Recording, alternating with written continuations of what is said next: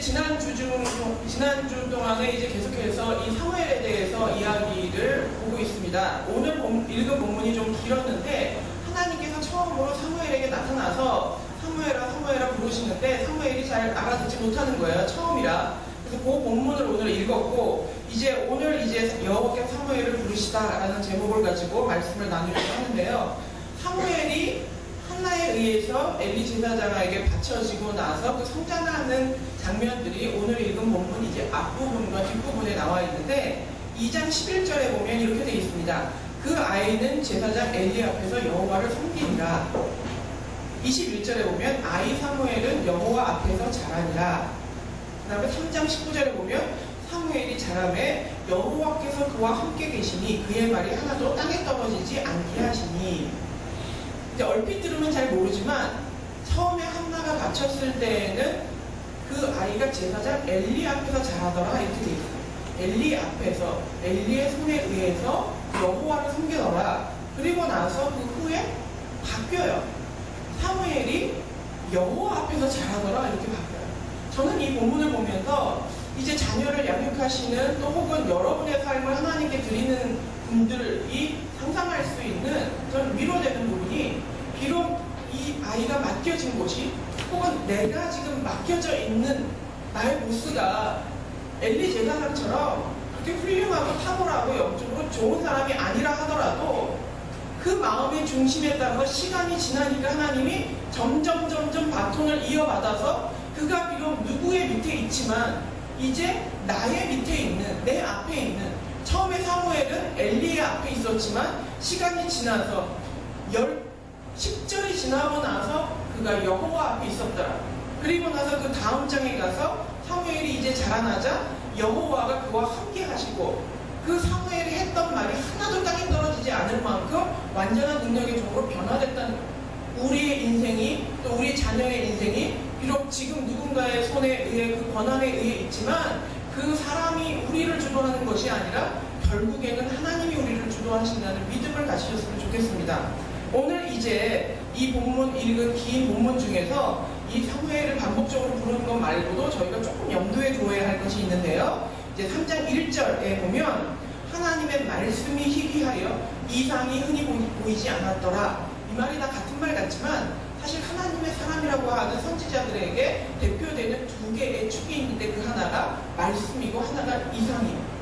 환상, 꿈, 이상 이런 것들 이 두 가지가 이 시대에 둘 다 희귀하였다는 거예요.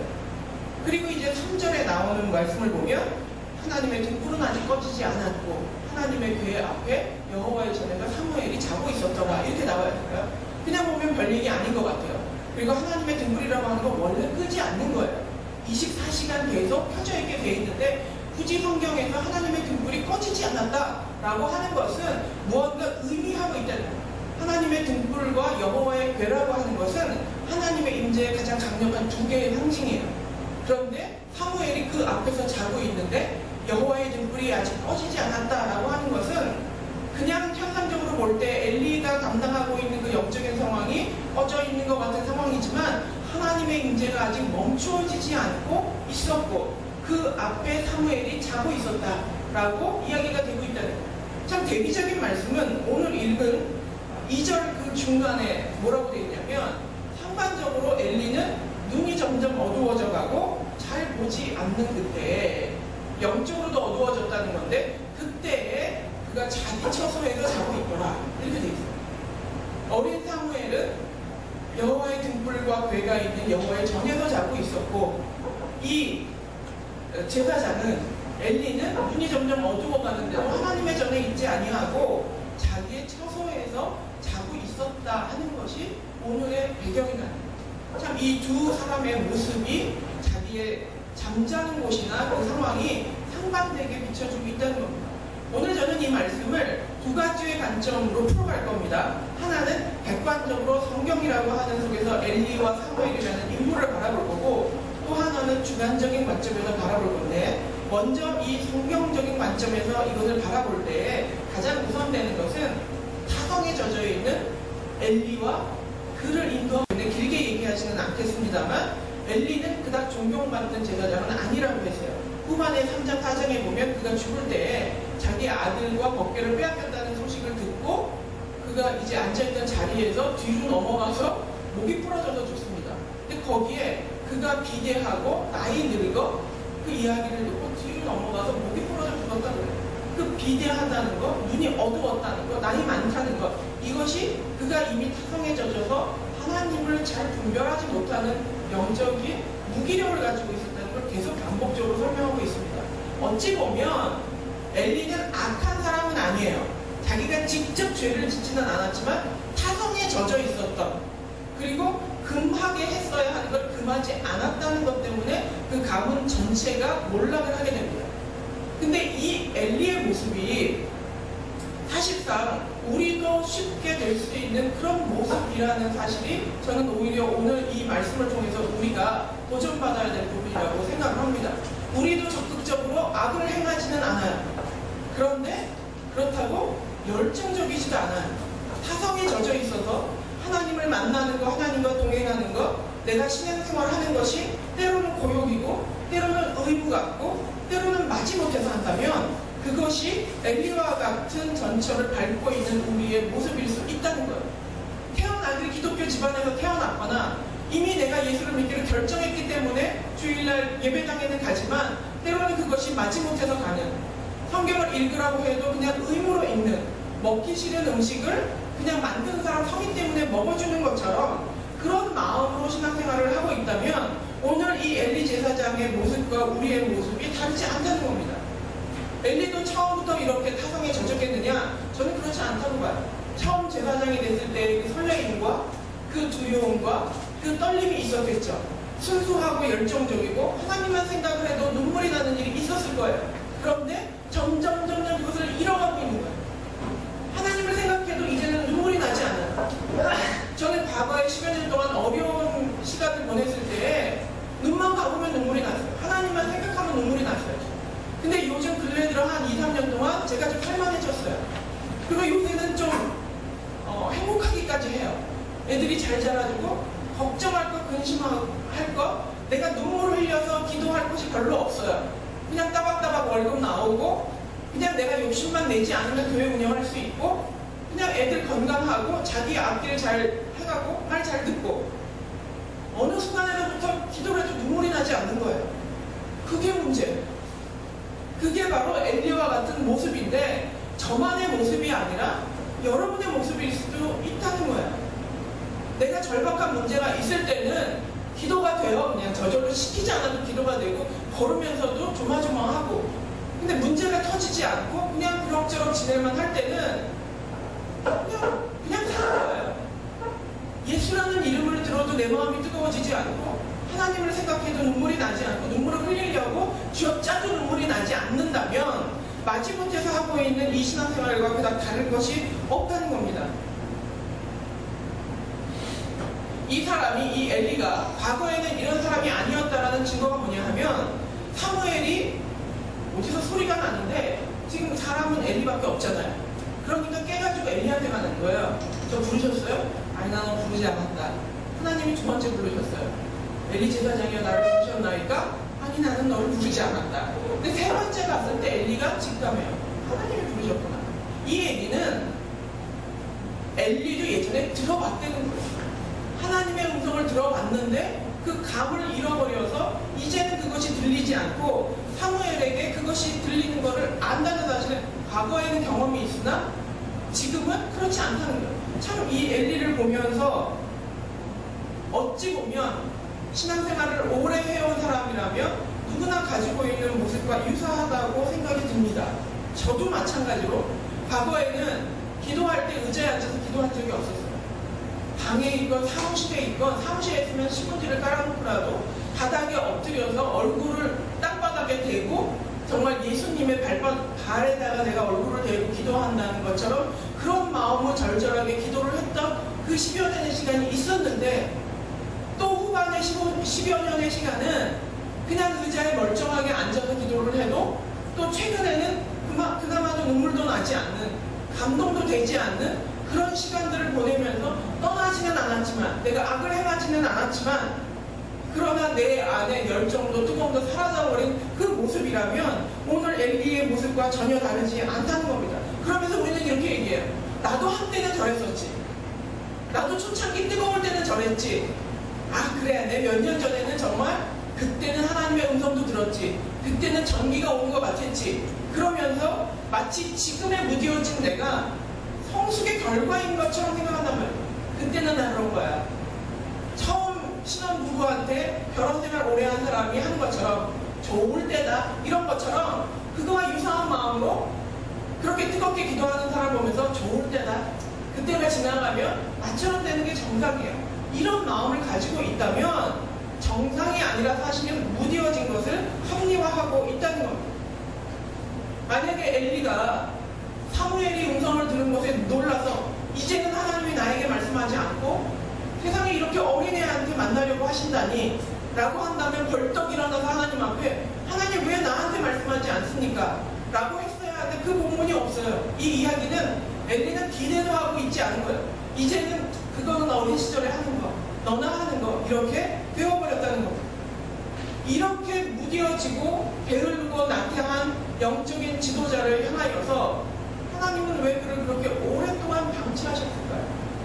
저는 성경을 볼 때마다 혹은 우리의 삶을 살 때마다 회사 안에서 야 정말 어떻게 저런 사람은 저렇게도 오래 다닐까? 왜 악한 사람은 저렇게 수명이 길까? 왜 똑똑하고 선한 사람은 왜 이렇게 일찍 죽을까? 이게 우리 마음 가운데 문득문득 드는 생각이에요. 성경을 봐도 마찬가지예요. 엘리가 몇 살에 죽은지 아세요? 98세에 죽었어요. 몸을 거동하기조차 그렇게 편하지 않은 불편한 상황에 성경에서도 반복적으로 엘리가 나이가 많아, 엘리가 나이가 많아, 엘리가 나이가 많아 이 얘기가 반복적으로 나와요.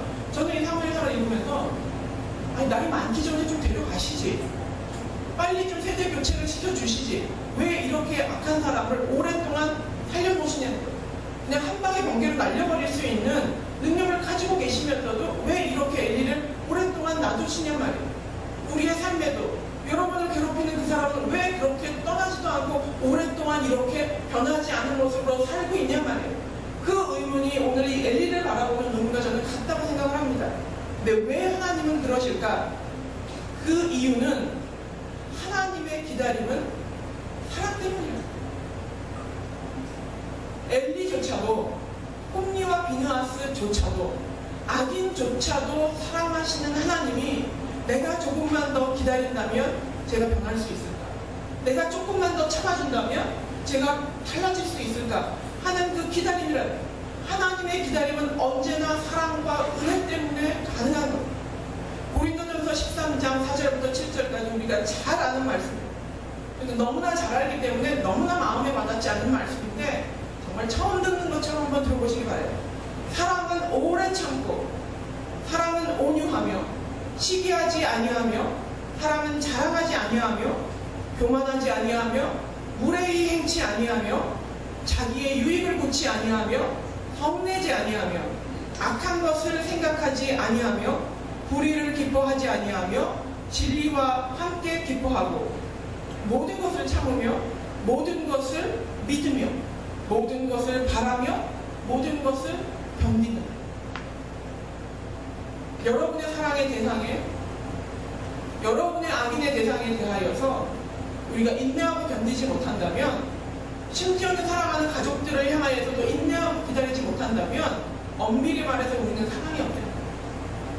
이 고린도전서에 나와 있는 건 모든 대상을 향한 이야기예요. 그렇다면 이 악인을 향하여서도 모든 것을 참고, 모든 것을 믿어주고, 모든 것을 바래주고 기대하고, 모든 것을 견뎌주는 것, 그것이 사랑인데, 하나님께서 엘리를 향하여서도 오래 참고 기다리고 인내하고 믿어주고 기대하고 견뎌주는 그 사랑을 하셨다는 거예요. 그들이 악행을 저질렀음에도 불구하고 그것 때문에 이스라엘이 무너져가는 상황이기 때문에 우리는 하나님 지금입니다, 단칼에 베어버리십시오 라고 이야기하고 싶은 게 저예요. 본때를 보여주십시오. 이 인간을 좀 바꿔주십시오. 이 사람이 정말 따끔한 맛을 볼 수 있도록 하나님 지금 너무 오래 기다리시는 거 아닙니까? 왜냐하면 내가 너무 고통스럽잖아요. 피해를 당하고 있는 내가 너무 힘들잖아요. 그냥 이 나라가, 이 사회가 성경을 보면 좀 그럼 이스라엘은 버린 거야? 이 엘리 제사장 때문에 수많은 백성들이 감동 없는 예배를 드리며 제사를 드리며 지내는 것에 대해서 하나님 방치하시는 거야? 하는 의문이 들지만 하나님은 그들조차도 사랑하신다는 겁니다. 그럼 그 하나님은 어느 때까지 기다려주시느냐? 하나님의 사랑의 최대치까지 기다려줍니다. 때로는 우리는 이게 무슨 은혜야 라고 하지만 이것이 은혜가 아니라고 느껴지는 이유는 우리의 교만함 때문입니다. 왜? 나는 항상 악인이 아니라 선악의 피해를 보는 이스라엘이라고 생각하기 때문입니다. 항상 우리는 나 중심적으로 생각을 해서 나는 좋은 사람이고 상대방은 심판의 대상이라고 생각하는 습관이 있어요. 그러다 보니까 억울하다고 느껴지는 거예요. 입장을 바꿔놓고 생각을 해보세요. 우리가 인생을 살면서 어느 순간에 내가 엘리와 같은 입장이 되었을 때 하나님이 아직도 정신 차리지 못하는 나를 향하여서 끝까지 기다려주시는데 최대치까지 기다려준다고 생각할 때 그것이 얼마나 큰 은혜예요. 나를 그렇게 기다려주신다고 생각을 할 때. 근데 늘 언제나 우리는 어떻게 생각하죠? 나는 아니라고 생각을 합니다. 저는 이 말씀을 보면서 변하지 않는 가족, 변하지 않는 동료, 내 주변에 있는 사람들을 기다리는 것이 때로는 나에게 손해이고 고통일 때가 있습니다. 내 입장에서는 분명 어려움이 맞아요. 그렇지만 하나님은 그도 버리지 않고 나도 버리지 않는다는 걸 꼭 기억해야 됩니다. 우리는 이 일을 생각을 할 때 하나님 불공평하십니다. 저 악인이 잘 먹고 잘 살고 저렇게 살아있는 것은 우리에게 고통입니다 라고 얘기를 하면서 하나님 불공평하다고 하지만 절대 불공평하지 않아요. 하나님은 완벽하게 오히려 공평하신 거예요. 그를 향하여도 완벽한 사랑을 베푸시고 남아있는 이들을 향하여도 부족하지 않은 완벽한 사랑으로 채워주신다는 겁니다. 때문에 우리가 불평하지 말아야 하는 이유는 내가 방종할 때도 나를 그렇게 기다려주실 것입니다. 지금은 내가 아닐 수 있지만 어느 순간에 내가 엘리와 같은 입장이 됐을 때에도 하나님이 끝까지 나에게 기회를 주시고 기다려주실 수 있다는 하나님의 사랑 때문에 감사할 필요가 있다는 겁니다. 그렇다면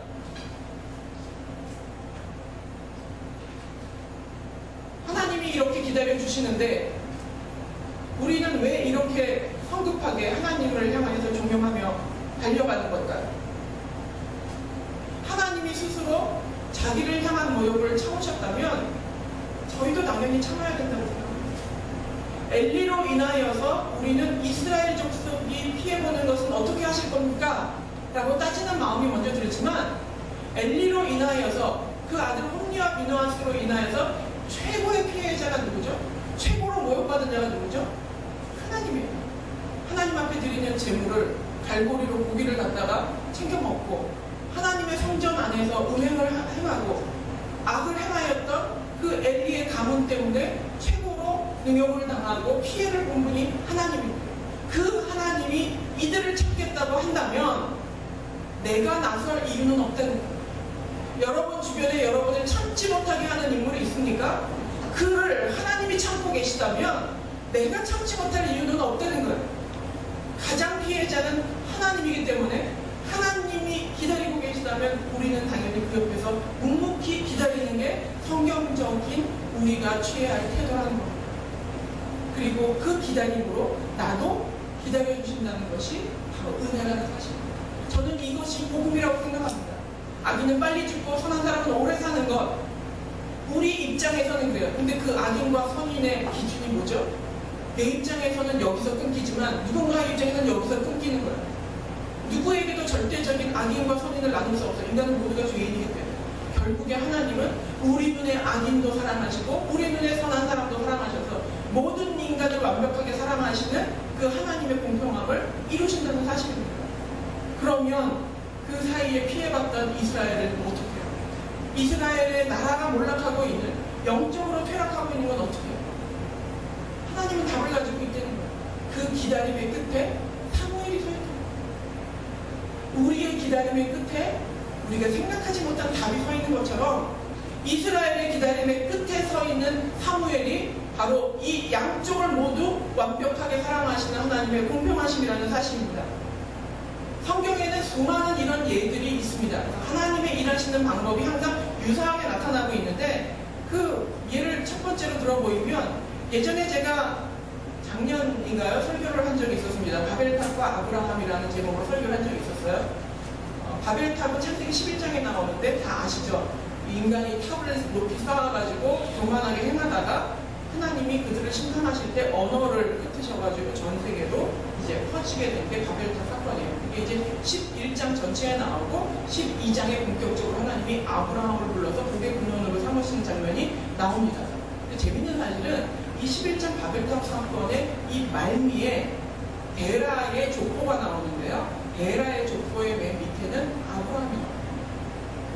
저는 이 성경을 보면서 바벨탑 사건과 그 밑에 아브라함의 얘기는 조금 이렇게 잘라지는 얘기인데 왜 굳이 이 11장 말미에다가 이 아브라함 가문의 족보를 넣어놨을까? 이것이 참 궁금했어요. 그때 설교를 기억하시는 분 계실지는 모르겠지만 그때 설교할 때 제가 드렸던 핵심은 뭐였냐면 바벨탑을 쌓았던 대반의 인간들이 하나님 앞에 전멸되지 않았어요. 왜냐하면 그 직전에 노아 홍수를 한번 싹 쓸어버렸거든요.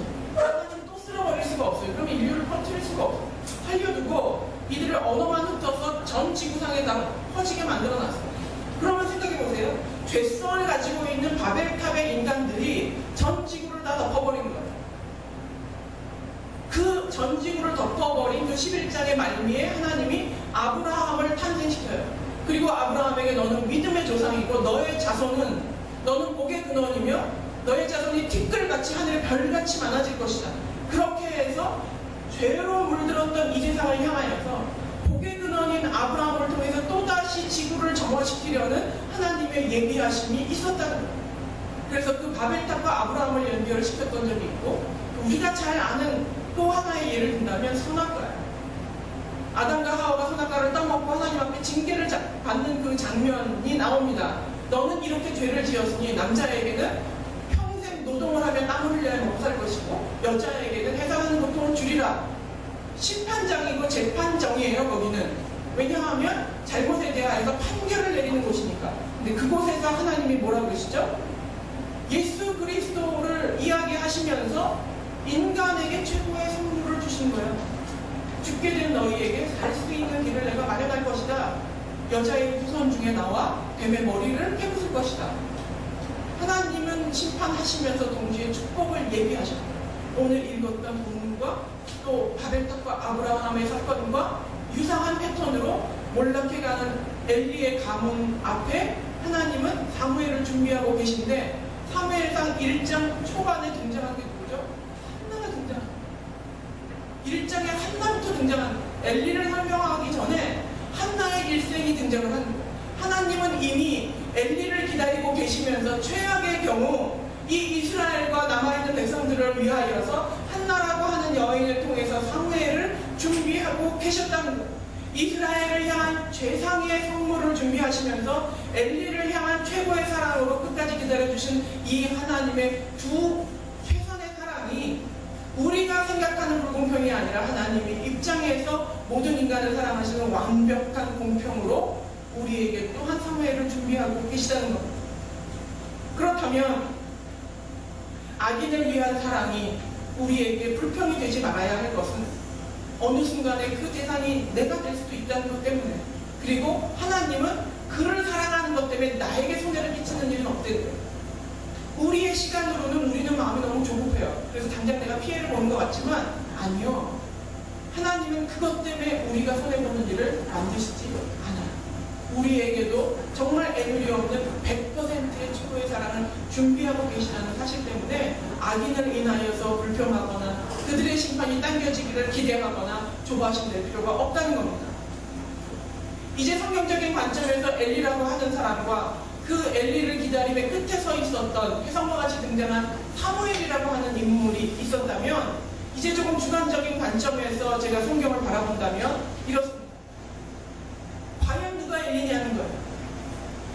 성경은 엘리라는 한 사람을 설명하고 사무엘이라고 하는 한 사람을 설명하지만 저는 오늘 이 본문을 통해서 과연 엘리라는 부류가 있고 사무엘이라는 부류가 있느냐, 저와 여러분에게 도전하고 싶어요. 내 안에도 엘리가 있고 내 안에도 사무엘이 있다는 거예요. 근데 끊임없이 내 안에 있는 엘리가 득세하며 나를 주도하고 있다는 거예요. 아침에 거에 급급해서 내 삶을 주도하는 게 엘리예요. 그런데 우리의 소망은 뭐죠? 우리의 소망은 내가 사무엘이 되고 싶어요. 아이를 처음 임신한 엄마들이 보통 이제 신앙이 좋을수록 성경에 나와 있는 인물 중에서 이렇게 이름을 지으려고 노력을 많이 합니다. 저희 회사도 영어 이름을 하나씩들은 가지고 있어서 뭐 이렇게 저렇게 성경적인 이름 뭐 한나도 있고 뭐 레이첼도 있고 많이 있더라고요. 우리도 저도 그랬고 많은 크리스천들이 성경에서 먼저 인물을 찾아볼 때 저는 이런 말씀을 하는 것 같습니다. 요셉이라고 지을까 생각을 하니까 얘가 감옥에 갈까봐 겁이 나고, 다니엘이라고 지을까 생각하니까 얘가 사자굴에 갈까 겁이 나고, 또 여호수아라고 하면 얘는 평생 전쟁만 치르다가 죽으면 어떡하지 이런 생각이 들고, 베드로라고 하면 끝이 좋지 않아서 십자가를 거꾸로 지고 죽으면 어떡하나, 바울이라고 하면 평생 총각으로 늙어 죽으면 어떡하나, 이 생각을 하다가 어떤 사람이, 어떤 엄마가 사무엘이라고 이름을 지기로 작정을 하더라고요.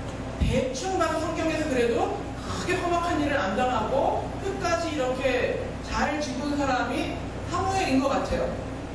애랑 맞지도 않은데 이름을 사무엘이라고 적어가지고 애 캐릭터랑 맞지도 않아요. 이게 누구냐 하면 저희 친할머니예요. 윤희 친할머니. 윤희를 처음 낳는데 여호수아라고 이름을 적대요. 그냥 본인 맘대로. 그러더니 좀 이따가 안 되겠대 얘는. 이러다가 또 전제 요셉이라고, 요셉 이러다가 말미는 좋은데 조금이 좋지 않아. 13년 동안 고생을 이러시다가 나중에 사무엘이라고 하는데 제가 봐도 사무엘은 아니야. 얘가 낳는데 장수의 아들로 태어났는데 얘는 얼굴이 골격이 벌써 통뼈예요. 발은 만두같이 동그래가지고 발이 이렇게 길어야 되는데 발이 만두야 얘는. 막 태어나서 돌 됐을 때 13kg였습니다. 이렇게 건장한 아이를 약간 좀 지적으로 보이기도 하는 이런 사무엘, 이거는 아닌 것 같아요. 그래서 이제 뭐 그분은 그렇게 부르시라고 하고 저는 그렇게 안 불렀는데, 사무엘이라고 이름 지을 때 그 소망이 뭐죠? 고생도 안 하고 명예도 없고, 이게 그냥 부모가 갖는 소망이에요. 뭐 멀리 갈 것도 없어요. 우리는 이름을 그렇게 짓지 않지만 내 인생을 향하여, 여러분의 자녀의 인생을 향하여 그런 꿈 안 꾸세요? 이 아이가 영적으로 하나님의 칭찬받는 자녀가 되길 원해.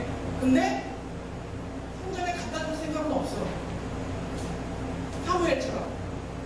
내가 사무엘이 되기 원한다면 내가 성전에 하나님 앞에 나를 온전히 다 드릴 생각은 없어. 근데 칭찬은 사무엘처럼 받고 싶어. 이게 우리의 아이러니를. 대가를 지불할 생각은 전혀 없지만 칭찬을 받고 싶어요. 편하면서 위대한 인물을 만들고 싶은 내 자녀를, 편하면서 위대한 인물이 내가 되고 싶어요. 그게 우리가 가지고 있는 말도 안 되는 이기심이라는 거예요. 삶은 엘리처럼 살면서 칭찬은 사무엘처럼 받고 싶은 모습으로, 마치 사무엘인 것처럼 스스로 착각하며 매일 교회에 나오고 신앙생활을 하고 있다면 우리는 분명 문제가 있다는 겁니다.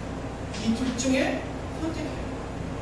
내가 엘리와 같은 삶을 살 것이냐, 사무엘로 살 것이냐, 선택을 해야 돼요. 사무엘로 살기 원한다면 나를 주님께 바칠 수 있는 준비가 돼요. 여러분의 자녀가 사무엘처럼 되기를 원한다면 어린 시절 이 아이를 성전에 바칠 수 있는, 하나님께 드릴 수 있는 그 헌신이 되어야 결과가 사무엘이 나온다는 거예요. 근데 나는 엘리처럼 살고 내 아이도 엘리처럼 살면서 하나님 사무엘이 되게 해주세요. 절대로 그런 일은 일어나지 않아요. 다만 하나님은 우리를 오래 기다려 주시겠죠. 기다리다 그 최대치가 찼을 때 우리가 징계가 올 수도 있고 우리가 병나가 올 수도 있는 그 두 가지의 포인트에서 선택할 필요가 있다는 겁니다. 스티븐 퍼틱이 쓴 책 중에 죽도록 믿어라라는 책이 있더라고요. 이 사람은 16살부터 교회를 개척하겠다는 꿈을 가지고 촌구석에 살던 한 소년이 그 꿈을 가지고 이제 20대인데도 어마어마한 부흥을 이룬 목사님으로 요즘 아주 이렇게 뜨고 있는 젊은 목사님 중에 한 분입니다. 그분의 책을 읽다가 이 얘기가 나오는데 너무 저희 이 오늘 본문이랑 유사한 거예요.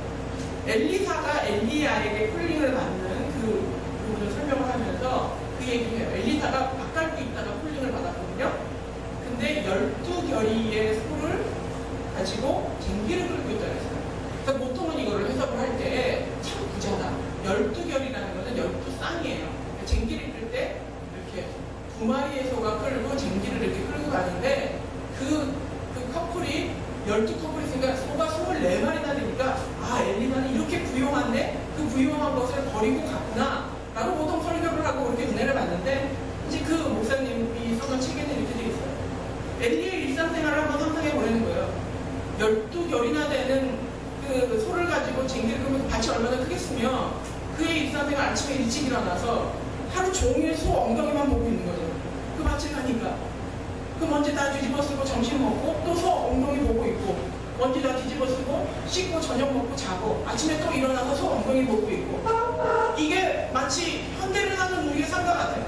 아침에 일어나서 전철 타고 혹은 막히는데 운전하고 가서 출근해서 대충 커피 한잔하고 막 정신없이 일하다가 점심 먹고 또 일하다가 또 집에 가서 자고 또 아침에 일어나서 또 막 정신없이 해서 출근해서 하루 종일 소 엉덩이만 바라보고 있던 엘리사의 모습과 하루 종일 그냥 내가 하는 이 잡에 그냥 끌려서 살고 있는 맨날 반복되는 나의 삶과 뭐가 다르냐는 거죠. 엘리는 어땠을까요?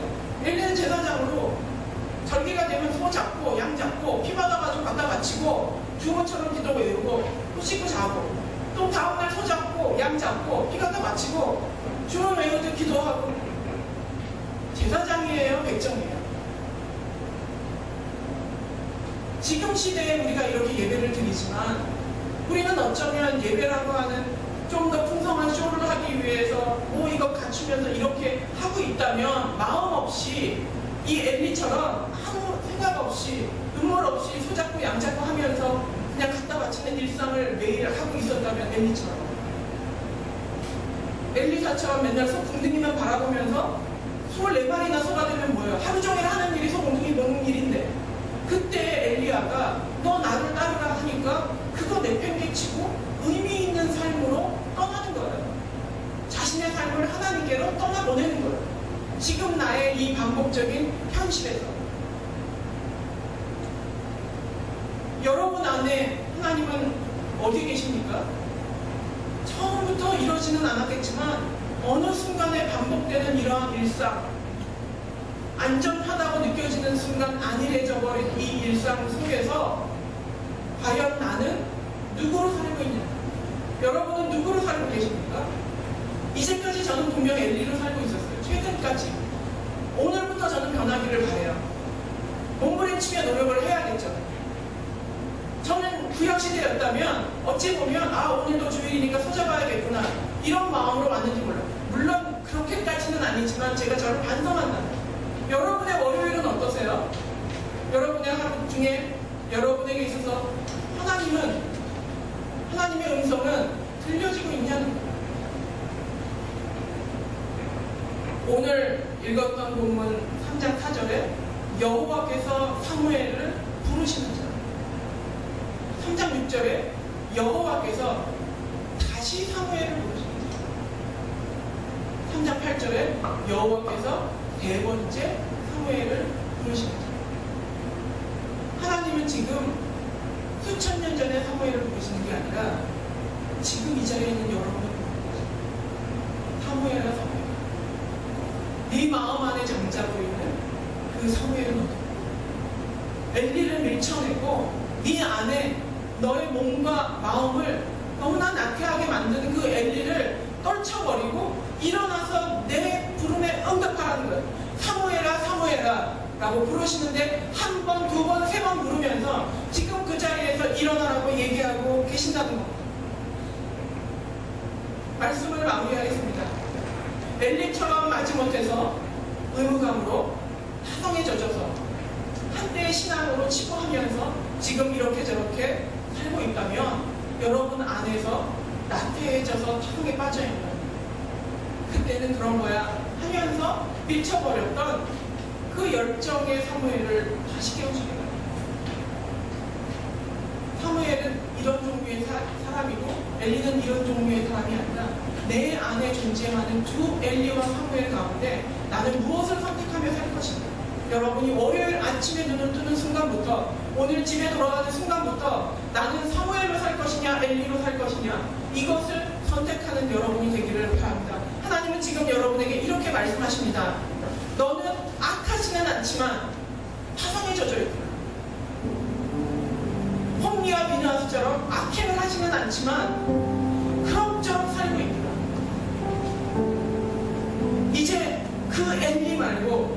네 안에 내가 사랑하는 그 사무엘을 깨워서 나의 음성에 응답하라 라고 이야기하십니다. 이제 사무엘이 대답하였던 것처럼 여호와여 말씀하시옵소서. 주의 종이 듣겠나이다. 나를 사용하여 주시옵소서. 내 안에서 울려 퍼지는 타성의 목소리를 밀쳐내고 이제 내 안에서 하나님의 음성을 구별하며 하나님 앞에 담대히 나가 촌스러워도 좋고 촌자라고 놀려도 좋으니 뜨거운 신앙을 다시 한번 갖기로 결정하고 사무엘처럼 그 나라와 그 가정과 그 모든 것을 구해낼 수 있는 위대한 인물이 되기를 바랍니다. 그것을 위하여서 우리가 지불해야 되는 대가는 떨쳐 일어나는 것, 아니란 자리에서 떨쳐 일어나는 것, 내가 주를 위해 할 수 있는 일을 위해 헌신하며 나가는 것, 그것이 무엇이든 간에 대가 없이 누구도 사무엘이 될 수 없다는 것을 기억하시면서 여러분을 기다리는 그 하나님의 부르심 앞에 응답하는 여러분 되기를 주님의 이름으로 축원합니다. 이 시간에 다 같이 기도하시기 바랍니다. 하나님, 내 안에 너무 오랫동안 엘리가 자리 잡고 있었습니다. 매일 소금대기를 바라보며 아침, 점심, 저녁을 지나가고 또 내일 그렇게 살고 또 그 다음날 그렇게 살고 소 12결이나 있으면 무엇합니까? 하나님이 없는 이 인생을 이제 멈추게 하여 주시옵소서. 절박한 심령으로 사람을 바라보지 않고 주님을 바라보게 하여 주시옵소서. 사무엘아 부르시는 그 음성을 듣게 하여 주시옵소서. 이 시간에 주님 앞에 여러분의 모든 것을 내려놓고 통성으로 기도하시고 신앙생활을 너무 오래 하다 보니 내가 가성에 젖은 줄도 모르고 내 눈에 눈물이 마른 줄도 모르고 주님 앞에 살았던 것을 회개합니다. 주님 용서하여 주시옵소서. 때로는 내 마음에 전율이 있었고 때로는 하나님을 생각하면 감동이 있었고 때로는 내가 구원받은 사실 때문에 정말로 불평할 것 없이 하나님 앞에 감사하면서 어떤 때도 있었는데 아버지, 이제는 때로는 우물감으로 알지 못해서 신앙생활을 하고 있는 나 자신을 뒤돌아보며 하나님 아버지, 내 안에 있는 내 길을 죽이고 다시 사무엘처럼 살 수 있는 기회를 허락하여 주시옵소서. 하나님 아버지, 무릎 꿇어 기도하게 하시옵소서. 더 낮아지게 하여 주시옵소서. 하나님 앞에 정말 어린 사무엘과 같은 마음으로 다시 시작할 수 있도록 은혜를 베풀어 주시옵소서.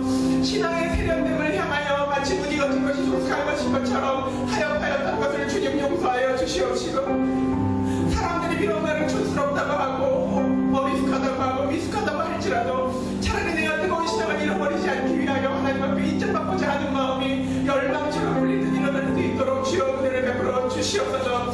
이 자리에 눈물로 주님 앞에 기도하는 사랑하는 성도들이 있습니다. 주님 아버지의 성령의 능력이 그들의 머리 위에 임재하게 하시고, 아버지, 이 자리에 참석하지 못한 성도들에게도 그 장막 가운데 함께하여 주셔서 이 강남우리 교회가 새로워지며 하나님 앞에 더 뜨거워져 이 세상을 향하여서 이 악이 관영한 이 세상의 기다림의 끝에 강남우리 교회가 서 있을 수 있도록, 그 기다림의 끝에 우리 성도 한 사람 한 사람들이 희망과 소망으로 서 있을 수 있는 주의 종과 주의 일꾼 될 수 있도록 주여 은혜를 베풀어 주시옵소서. 대가의 지분 없이 사무엘처럼 칭찬받기만 하는 마음 없게 하시고, 나의 자녀들을 향하여 기도할 때 그들이 온전한 하나님 앞에 온전한 일꾼과 하나님의 사람이 되기 위해 아낌없이 그들을 주님께 바칠 수 있는 저희 되도록 주여 은혜를 베풀어 주시옵소서. 삶은 엘리처럼 칭찬도 사무엘처럼 받으려는 욕심을 버리게 하시고 처음부터 끝까지 사무엘과 같은 삶을 살도록 은혜를 베풀어 주시옵소서. 이제는 교회 머리 되신 예수 그리스도의 은혜와 하나님 아버지의 무한하신 사랑과 성령님의 감동 감화 교통하심이 내 안에 자리 잡고 있는 오래된 그 엘리의 타성을 밀쳐내버리고 이제 사무엘아 사무엘아 사무엘아 부르시는 그 여호와 하나님의 음성에 예 제가 여기 있나이다, 나를 사용하여 주시옵소서.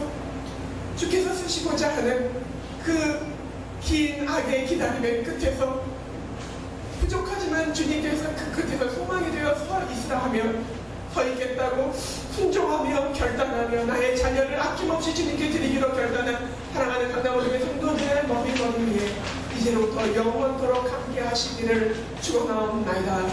아멘.